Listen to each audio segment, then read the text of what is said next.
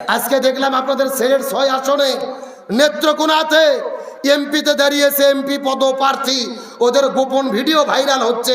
যেরকম সুবহানাল্লাহ, কি এ যেরকম নাউজুবিল্লাহ, মানে সারা জীবন যত আকাম কুকম করছে, জেনা ব্যভিচার করেছে, এই ভিডিওগুলো প্রচার হচ্ছে, ভাইরাল হয়ে যাচ্ছে। যাকে তাকে নেতা দেখলে মিছিল দেবেন না। বল্টু ভাইয়ের চরিত্র ফুলের মতো পবিত্র, নামাজ পড়ে না একক্ত, জেনা করা পাকা পোক্ত। কথা কন না কে? নেতাদের চরিত্র দিনের বেলায় একরকম, রাতের আধারে হয় অন্য রকম। সুতরাং যাকে তাকে সমর্থন করে গুনাহের ভাগ নেবেন না। ভালো মানুষের পক্ষে সমর্থন থাকার দরকার আছে না নাই? এখন হয়তো আবার বলবেন হুজুর তার মানে আপনি ভোটের কথা বলতেছেন নাকি? ভালো করে বোঝেন, আমার বাড়িতে যে কোরআন আছে ওই কোরআনের সূরা নিসার 85 নম্বর আয়াতে ভোটের কথা আছে। আপনাদের মৌলভীবাজারের কোরআনে নাও থাকতে পারে। আছে? আচ্ছা কি আছে আমি কি 30 সেকেন্ডে বলবো? ভালো করে বোঝেন, আল্লাহর কোরআন বলছেন মাইয়াশফা শাফাতান হাসানাতান ইয়াকুল্লাহু নাসিবুম মিনহা। আপনি যেই লোককে ভোট দেবেন ওই লোক ভোট পেয়ে ক্ষমতায় যাওয়ার পরে যদি ভালো ভালো কাজ করে, মসজিদ মাদ্রাসা করে, জনগণের কল্যাণে কাজ করে, ওই লোক ভালো কাজ করে যে সওয়াব পাবে, আপনি ওই লোককে ভোট দেওয়ার কারণে সমপরিমাণ সওয়াব আল্লাহ আপনাদের আমুল নামার ভেতরে লিপিবদ্ধ করে দেবে। সুবহানাল্লাহ বলেন। পক্ষান্তরে আল্লাহর কোরআন বলেন আপনি যেই লোককে সমর্থন করবেন, রায় দেবেন, ভোট দেবেন, ওই লোক ভোট পেয়ে যদি জেনা ব্যভিচার করে, অন্যায় অপকর্ম করে, জনগণের টাকা চুরি করে, রাস্তার রড বালু সিমেন্ট চুরি করে, ব্রিজের ভেতরে রডের বদলে বাঁশ ঢুকোয়, দেশের টাকা চুরি করে বিদেশে নিয়ে যায়, এই লোক অন্যায় অপকর্ম করে যেই গুনাহ হবে ওই গুনার একটা অংশ আপনাদের আমুল নামার ভেতরে বিকাশ করে পাঠানো হবে। কথা কি বুঝেছেন? তার মানে বোঝা গেল একটা ভোটের কারণে জান্নাত হতে পারে, আবার একটা ভোটের কারণে জাহান্নাম হতে। কিন্তু আমাদের দেশে একটা কথা আছে, ভাই আমার ভোট আমি দেবো যাকে খুশি। এটা সম্পূর্ণ কোরআন বিরোধী বক্তব্য। আমার ভোট আমি দেবো যাকে খুশি তাকে দেবো না। আমার ভোট আমি দেবো দেখে শুনে সৎযোগ্য এমন ব্যক্তিকে ভোট দেবো যাকে ভোট দিলে দেশের কল্যাণ হবে, যাকে ভোট দিলে কোরআন দিয়ে সমাজ পরিচালিত হবে। একেবারে সোজা কথা, আমি আপনাদের বলবো না দাড়ি পাল্লা ভোট দেন, ধানের শীষত দিয়েন না, এই ওয়াজ করে আমি মায়ের খাওয়ার জন্য এখানে আসিনি। আমি বুঝানোর চেষ্টা করলাম ভালো মানুষকে ভোট দিলে, ভালো কাজ করলে সওয়াবেরও ভাগ পাবেন, খারাপ মানুষকে সমর্থন করলে ও গুনাহ করলে গুনারও ভাগ একটা পাবেন। এখন সওয়াবের ভাগ চান নাকি গুনার ভাগ চান? বাড়িতে যাওয়ার পরে ল্যাপের মধ্যে ঢুকে বইয়ের সাথে শুয়ে থেকে চিন্তা ভাবনা করে বুঝে শুনে সিদ্ধান্ত নেবেন। আমার বন্ধুগণ, মুসলমান ভাইরা গভীর মনোযোগ লক্ষ্য করুন। কোনো দিকে নজর নাই, কোনো দিকে তাকাতাকি নাই। আপনাদের মধ্য থেকে বিদায় নিয়ে চলে যাবো, শর্টকাটে বলতে চাই। ওই লোকটা ডাকতে বলে, হে কামারের স্ত্রী চাচি, আপনি একটু দয়া করে বলেন তো দেখি আপনার স্বামী দুনিয়ার মধ্যে কোন দুইটা আমল করলেন যেই দুইটা আমলের কারণে ওই বড় হুজুরের চাইতে ডবল বড় জান্নাত আল্লাহ তাআলা দান করে দিলেন। এই কথা বলার পরে কান্না করে করে বলে, স্ত্রী ডাকতে বলে, হুজুর আমি মিথ্যা কথা বলবো না, আমার স্বামী হলো খুবই দরিদ্র মানুষ, দিন কাজ করে দিন খাই, কাজের বাইরে কোনো খাবার পাইতো না, সারাদিন কেমনে কাজ করবে, প্রচণ্ড রোদের কারণে কাজ করতে পারে না। এই জন্য এশার নামাজ পড়ার পরে আস্তে করে তিনি রাতের বেলা আগুনের কাছে যায়, লোহাগুলো গলায়া গলায়া দাবটি তরোয়াল তিনি তৈরি করে। কিন্তু গভীর রজনীতে লক্ষ্য করে দেখা যায় এশার নামাজ পড়ার পরে আমার স্বামী যখন কাজে চলে যায়, আগুনটা জ্বালাইয়া ওই লোহাটা গলাইয়া যখন তিনি কাজ শুরু করে দেয়, লক্ষ্য করে দেখা যায় এশার নামাজ পড়ার পরে আব্দুল্লাহ ইবনে মুবারাক তার ছাদের উপরে তিনি চলে যায়। ওই বাসার ছাদের উপরে যাওয়ার পরে নামাজের বিছানার পরে সারা রাত জেগে জেগে তিনি নামাজ আদায় করে, মাঝে মধ্যে কোরআন তেলাওয়াত করে, আবার তিনি নফল নামাজ পড়া শুরু করে। এইরকম ইবাদত করতে করতে সারা রাত তিনি নামাজের মধ্যে পার করে দেয়। এই দৃশ্য দেখার পরে আমার স্বামীর মনের বড় কষ্ট লাগে, আল্লাহর কাছে ফরিয়াদ করে বলে, আল্লাহ ও আল্লাহ তুমি কেমন কাজটা করলে, কাউকে রেখেছো গাছতলায়, কাউকে রেখেছো বাসতলায়, যায়। ওই আব্দুল্লাহ ইবনে মুবারককে তুমি বড় আলেম বানাইলা, বেশি করে ইলম দিলে, আবার ইবাদত করার মতো মন মানসিকতা দিলি, কিন্তু আমাকে গরিব মানুষ বানাইলি। আমি যদি ইবাদত করে রিজিক সন্ধান করতে পারবো না, আমি যদি কাজ কাম বন্ধ করি, আমার স্ত্রী সন্তানদেরকে আমি খাবার দিতে পারবো না। তবে তুমি আল্লাহ, তোমাকে বলে রাখি, আমার যদি টাকা পয়সা থাকতো সারা রাত জেগে জেগে কাজ করতাম না, আমিও আব্দুল্লাহ ইবনে মুবারকের মতো সারা রাত জেগে জেগে আল্লাহর ইবাদত করতাম। এই যে তার মনের মধ্যে একটা আকাঙ্ক্ষা ছিল। আর 2 নম্বর, তার মধ্যে আমি একটা আমল দেখেছি, ওই কামারগিরির কাজটা করতে যখন তিনি চলে যেত, ওই হাতুড়িটা নিয়ে লোহাটা পিটায়া পিটায়া দা বটি তরোয়াল তিনি তৈরি করত।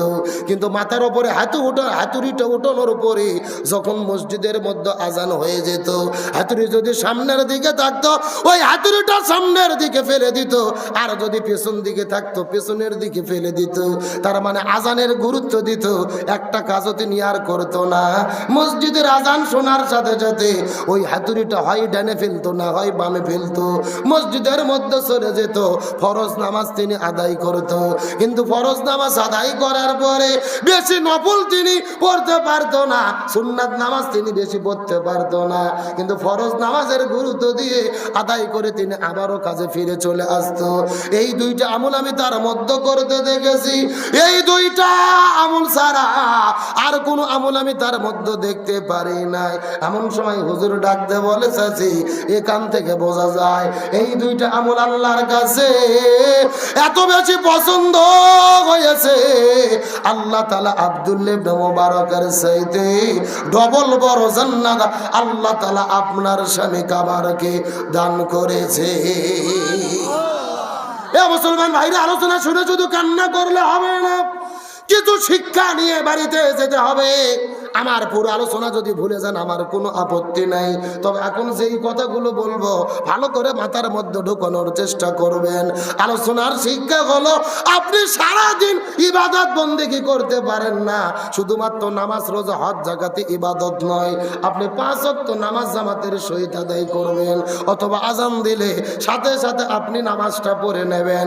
চিৎকার করে বলেন তো, আপনি যত গরিব মানুষ হন না কেন, রিক্সা চালান না কেন, চায়ের বাগানে কাজ করেন না কেন, আজান হওয়ার পরে আপনি যদি নামাজ পড়ার চেষ্টা করেন, কেউ কি আপনাকে বাধা দেবে?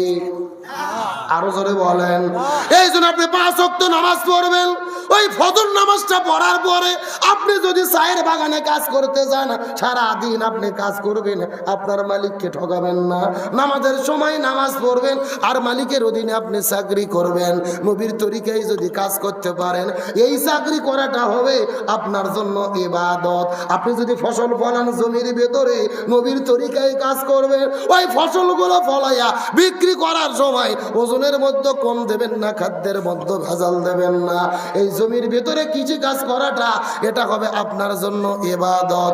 আপনি যদি ব্যবসা বাণিজ্য পরিচালনা করেন, নবীর তরিকায় ব্যবসা করবেন, ওজনের মধ্যে কম দেবেন না, খাদ্যের মধ্যে ভেজাল দেবেন না, ওই ব্যবসা করাটাই হবে আপনার জন্য ইবাদত। আপনি যদি রিক্সা চালান, নবীর তরিকায় কাজ করেন, 5 ওয়াক্ত নামাজ আপনি মসজিদে আদায় করেন, আপনি পরিবারের জন্য রিজিক অন্বেষণ করেন, রিক্সা চালাটাও হবে আপনার জন্য ইবাদত। আপনি মসজিদের মধ্যে ঢুকবেন, যতক্ষণ ইবাদত করবেন, ওই মসজিদে থাকা যেমন আপনার জন্য ইবাদত। আপনি যদি টয়লেটের মধ্যে ঢোকেন, বাম পায়ে ঢুকে ডান পায়ে বের হবেন, নবীর তরিকায় যদি টয়লেট করতে পারেন, ওই টয়লেট করাটাও হবে আপনার জন্য ইবাদত। আপনি রাতের বেলা ঘুমাবেন, নবীর তরিকায় রাসূলের তরিকায় যদি ঘুম পাড়তে পারেন, ওই ঘুম পাড়াটাও হবে আপনার জন্য ইবাদত। তার মানে বোঝা গেল, শুধু নামাজ রোজা হজ যাকাতে ইবাদত নয় রে, জীবনের প্রতিটা কাজ আল্লাহর কোরআনের বিধান এবং রাসূলের তরিকা মতো করার নাম হলো ইবাদত। ইবাদত কি আমি কি আপনাদের বুঝতে পেরেছি?